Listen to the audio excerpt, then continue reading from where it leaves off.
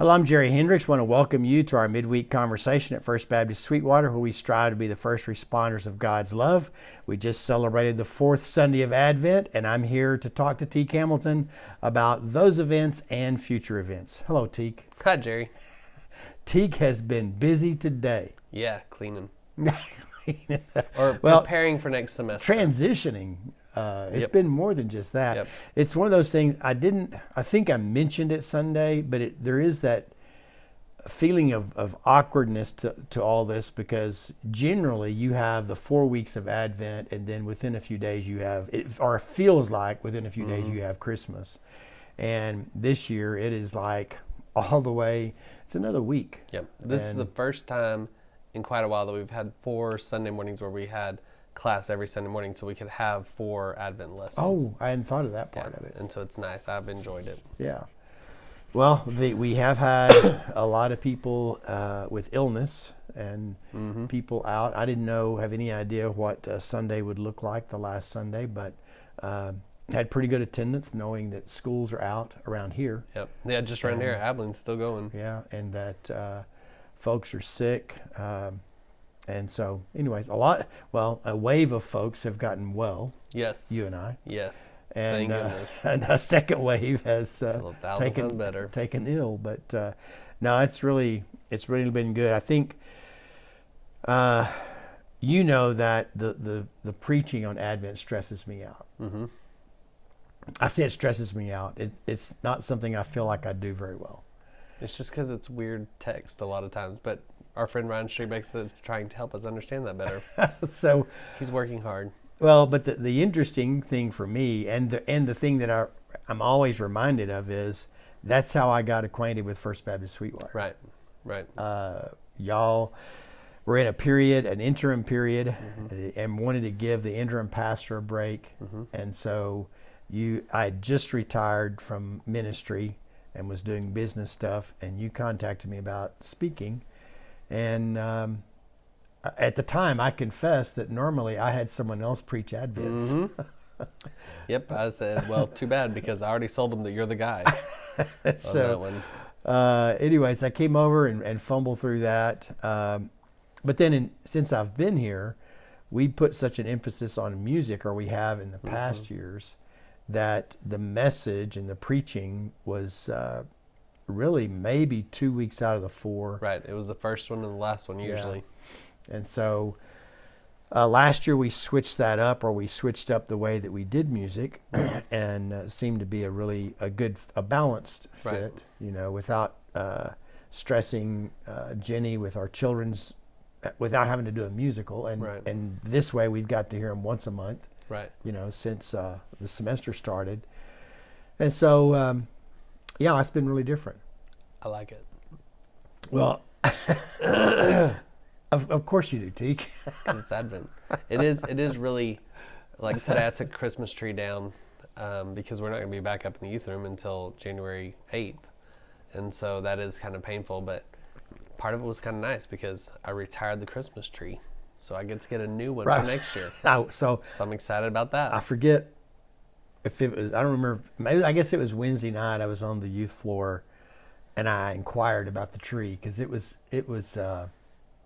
sad. It was held together by Gorilla Glue and there was light strings that were out. I was like, I'm done. Yeah. This thing is struggling. And now because of the timing, I'll hit the sales and get a new one. Well, one of the things that, of course, Lori and Glenn Bedgood do the decorating for Advent for us. And so we will meet with them usually to evaluate following the season and then also leading up to the season. And so one of the things that we focused on was not holding on to stuff that you weren't be able to use anymore. Right. And so we've thrown away a lot of fake greenery in the last few years. We've thrown away a lot of stuff in the last few years. Well, hey, let's don't get into that. We just don't tell anybody about it. So we've got sort of a regular working week, I guess, in a sense, with leading up to Christmas Eve. I think the challenge, as we talked just before recording, is we've got Chamber of Coffee coming up right after New Year's, and our office is closed next week. And then we're up and running. Yep. We've already had inquiries about the chili cook-off. Yeah. Yeah. Which should have been expected from certain parties. Right. But I got them straightened out. I've already got my name engraved on the trophy. I don't and I would assume that we're not done talking about the chili I wouldn't cook-off. think so. I wouldn't think so. Because you keep saying cook-off, but then you say it's not a competition, which I don't know. Like, I think if you talk to Myron Mixon, a big barbecue guy, he would say if it's a cook-off, it's a competition. And, Well, all those guys who do that. Aaron Franklin, your buddy that you've been reading his book, he would probably say if it's a cook-off, it's competition. Well, you've got to call it something. Yeah. And so I decided... Chili Bowl Sunday. That could have been your option. I decided this year just to call it a chili cook-off. Yep. But that's the thing about it is I noticed from last year, or even leading up to and talking about it last year, that people talk about it as if it's they're competitive with it. I don't care what we call it. It is. Our buddy Mike Wilkes. Oh wait, I won't say the name. He's always he likes to throw around the beans or no beans issue. Well, he says in Texas chili you don't use beans, and I'm fine with that. I agree with that. It becomes stew. But then I'm reading some articles on the history of chili, which is very intriguing actually, and it says is this going to cause Mike to stumble? No, because he probably doesn't listen.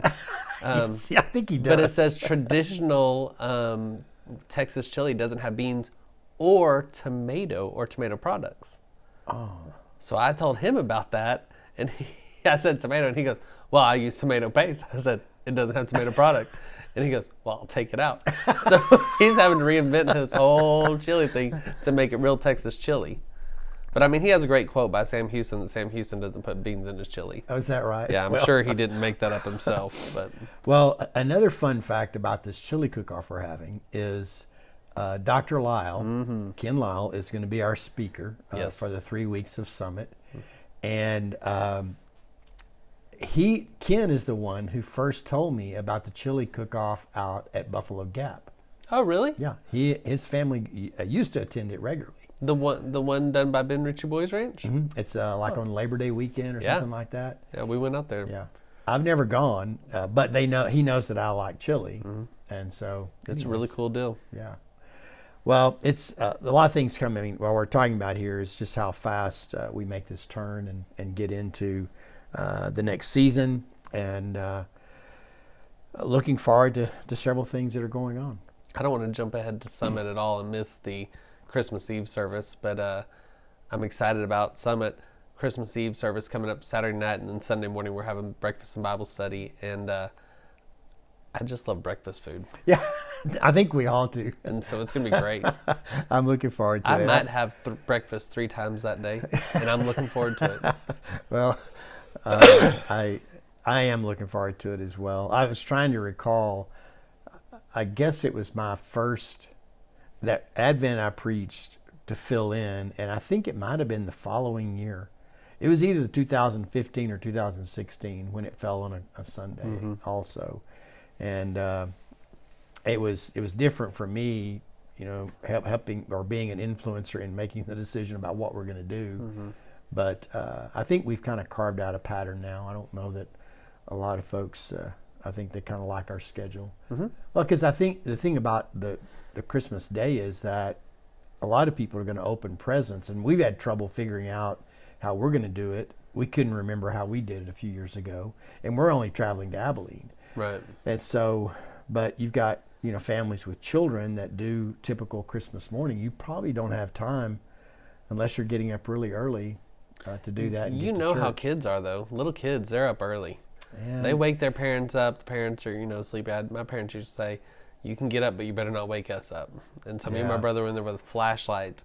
And of course, the flashlights were not, we thought we were being sneaky, and we're looking under the tree, we're looking in our stockings.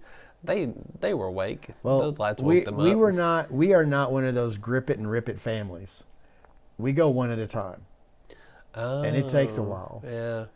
But now we only started doing that after our kids were adults. We do that at the in-laws' house. They do that, and they do one at a time, and which is fine, I think, on Christmas Day. but when we go after Christmas is over, Stacy and I have a lot of gifts. They've already opened theirs from each other. Oh, yeah. So it's not one at a time. Otherwise, they're out by the time it gets around like 3 times. And so then it's awkward as everybody's staring at you. I kind of like grip it and rip it better personally. But well, it's but I think that it'd be a fun Sunday, pretty low key and pretty simple.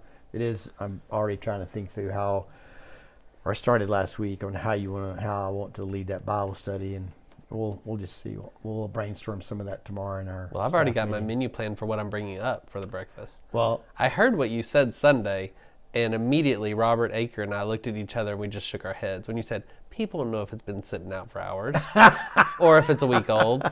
And I was like, no. And Robert looked at me and he goes, no. I should have said, just pick up something at the store. I mean, I was trying to make it easy on people. But a lot of people, I mean, I guess most people do something special for breakfast on Christmas Day anyway.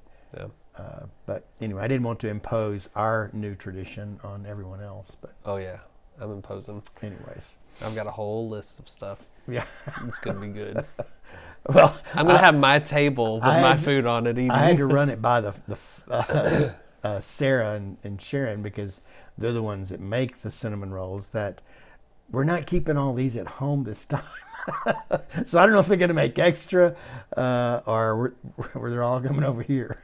Nice. Sarah may have something to say about that, but anyways. She can't say too much. We'll figure it out. Oh, well, hey, so Sunday, I zeroed in on the Joseph story. Mm-hmm. And then the podcast you and I listened to, the pastor, he said, and he's just a couple of years younger than me. Right. But been a preacher or pastor all of his life, all of his career. He said that in 41 years, wasn't that what he said? Yep, 41 years. That he had never preached on Joseph. The namesake for the town he lives in. Yeah, St. Joseph, Missouri. Yeah. In his entire ministry. So I thought that was interesting hearing him say that. Then it was interesting as I kind of jumped into it more and kind of developed what I wanted to say Sunday. But it makes sense, because the more I listened to him, the more I was like, oh, it really is a sermon out of silence. Right. Joseph never says anything. Yeah. You hear his story, but it's not from his lips, according to that. It's from Matthew, and so it's not really from Joseph that we know of. Did Matthew ever meet Joseph? Yeah, there's a lot of storylines, I think, that come to mind when you start to kind of understand the story.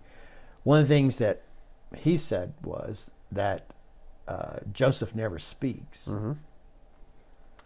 That he's that silent worker that just goes about his business. Says, yeah. He'd be like the dad who says, hey, if you're writing stuff down, write stuff about my son, about my wife, and you don't have to worry about me.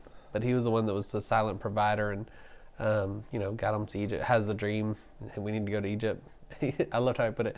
Woke up in the middle of the night and was like, ooh, Magi just left. Oh, we need to get out of here because Herod's coming. And I was like, yeah, that's good.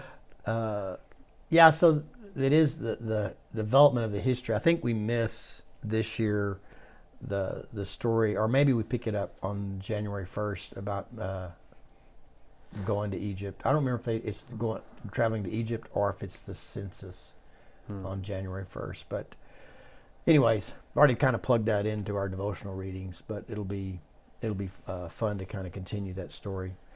But again, some of them, as I've kind of gone through this year, it's the first time in a long time, or maybe ever, that I have preached the 4 Sundays of Advent. And I don't think the two where John the Baptist is involved, it does help you that you're staying with the 4, but overall it's not as thematic as what sometimes a series would be. Right. Yeah. But it does. I think offers a very unique perspective. Also considering that next year it will be from different readings, and that we'll go into.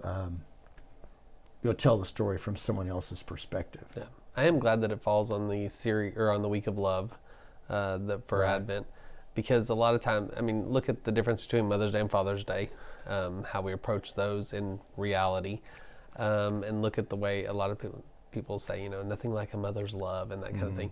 But it is good to see him on that frame of like his love for his family and what he did to provide for them. Yeah, and I think for